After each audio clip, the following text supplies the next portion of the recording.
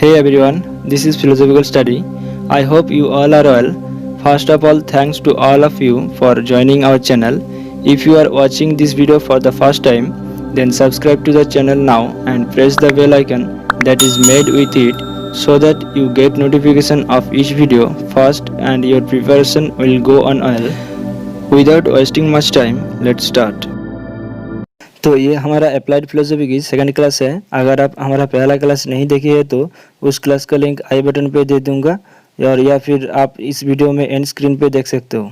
तो आज हम इस क्लास में डिस्कस करूंगा फिलोसफी ऑफ टेक्नोलॉजी के बारे में, जो यूनिट 10 की सेकंड पॉइंट है।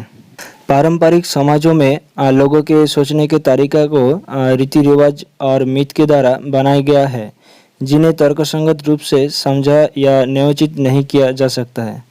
इसलिए पारंपरिक समाज कुछ प्रकार के प्रश्नों को माना करते हैं जो उनकी विश्वास प्रणाली को अस्थिर कर देंगे।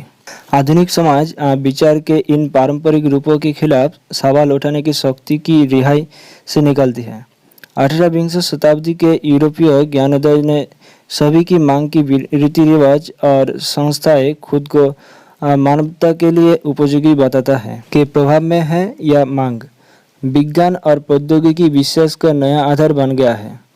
वो धीरे धीरे उस संस्कृति को फिर से आकार देते हैं जो हम तर्कसंगत के रूप में सोचते हैं। आखिरकार प्रौद्योगिकी रोजमर्रा जिंदगी में सर्वव्यापी हो जाती है और अन्य सभी पर विचार करने के तकनीकी तरीके जापान जैसे परिपक्व आधुनिक समाज में प्रौद्योगिकी को बहुत अधिक मात्रा में लिया जाता है। पहले की पारंपरिक समाज के रीति रिवाज और मिथ थे। कोई कह सकता है कि वैज्ञानिक तकनीकी तर्कसंगतता की एक नई संस्कृति बन गई है। ये संस्कृति स्पष्ट रूप से ज्ञान की मांग के अर्थों में अपने सभी विवरणों में उपयोगी है, लेकिन ये अब इतना व्यापक है कि समग्र रूप से इसके मूल्य और व्यवहार्यता के बारे में बड़ा प्रश्न पूछे जा सकते हैं। हम इसे अधिक या कम योग्य, अधिक या कम नैतिक रूप से उचित, अधिक या कम पूर्णता के रूप में आंक सकते हैं। आधुनिकता खुद को अधिकृत करती है या तक कि इस तरह की मांग भी करती है निर्णय। इस तरह ये अस्तित्व में आया और हम संकीर्ण अर्थों में इस तरह की दुनिया और आधुनिक समाज के उभरने वाले जीवन के तरीके पर सवाल करने लिए उपयोगी हो गए हैं। इस तरह के एक समाज के रूप में इन सफर अपने आधार पर टेक्निकी है। इसे बड़े प्रश्न में उठाए गए मुई प्रौद्योगिकी के दर्शन की क्षेत्र की चिंता करते हैं। हमें आज खुद को प्रौद्योगिकी के बीच में समझने की जरूरत है और तकनीकी ज्ञान खुद हमारी मदद नहीं कर सकता है। प्रौद्योगिकी का दर्शन हमारे जैसे समाज की आत्म जागरूकता से संबंधित है। ये हमें इस बात पर चिंतन करना सिखाता है कि हम विशेष रूप से तर्कसंगत आधुनिकता के लिए क्या लेते हैं। इस परिप्रेक्ष्य के महत्व को अधिक अनुमानित नहीं किया जा सकता है। जापान प्रौद्योगिकी के दर्शन को आगे बढ़ाने के लिए एक उपयुक्त स्थान है। हालांकि ये मेरी समझ है कि ये क्षेत्र अब तक बहुत छोटा है। मीजी युग में पश्चिमी उपलब्धियों की सार्वभौमिकता के लिए जापान एक तरह का परीक्षण मामला था। इसके तेजी से आधुनिकीकरण ने आधुनिकता को लगभग तुरंत ही सवाल मिला दिया, क्योंकि विचारकों ने पश्चिमी से आयात किए गए नए तरीकों के साथ तेजी से गायब होने वाले पारमाणविक तरीकों के विपरीत किया और परिणाम स्वरूप तकनीकी प्रगति पर आज जापान अन्य आधुनिक समाज की तरह ही समस्या का सामना कर रहा है, लेकिन संभवतः आधुनिकता से अधिक दूरी के साथ एक गैर पश्चिमी देश के रूप में अपना इतिहास दिया है। Philosophy begins in ancient Greece with the interpretation of the world in terms of the fundamental fact that humanity is a laboring animal constantly at work transforming nature. प्राचीन ग्रीस में फिलोसफी की शुरुआत दुनिया के मूल तत्वों की व्याख्या के साथ होती है कि मानवता एक भ्रमशील जानवर है जो लगातार प्रकृति को बदलने के काम कर रही है। टेक्नी शब्द एंशियंट ग्रीस में सिग्निफाइज करता है ज्ञान को और the discipline associated with a form of poiesis. Poiesis क्या है ना? Poiesis is the practical activity of making in which human beings engaging when they produce something.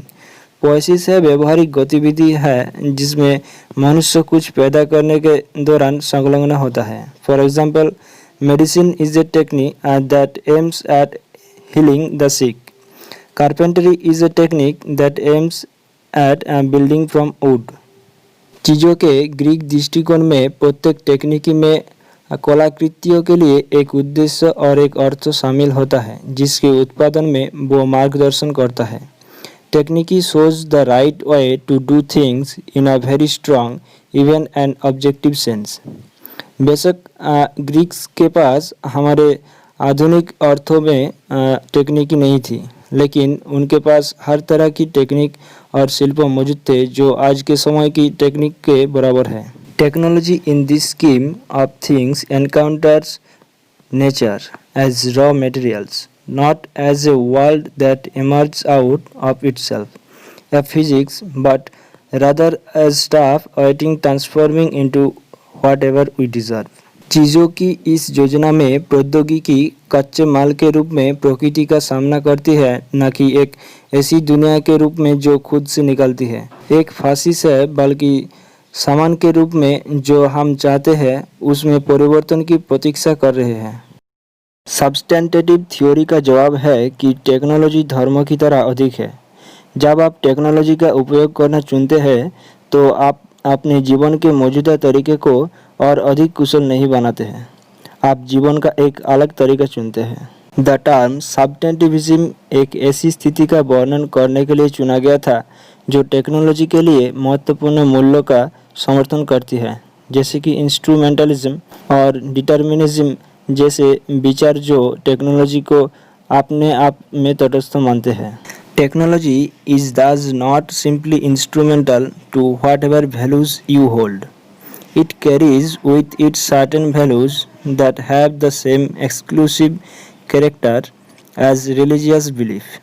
But technology is even more persuasive than religion since it requires no belief to recognize its existence and to follow its commands।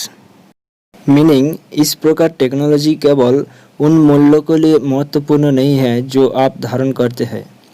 ये कुछ निश्चित मूल्यों के साथ होता है जिनमें धार्मिक विश्वास के समान विशिष्ट चरित्र होता है, लेकिन टेक्निक धर्मों से सभी अधिक प्रेरक है क्योंकि इसके अस्तित्व को पहचानने और इसके आदेशों का पालन करने के लिए किसी विश्वास की आवश्यकता नहीं है।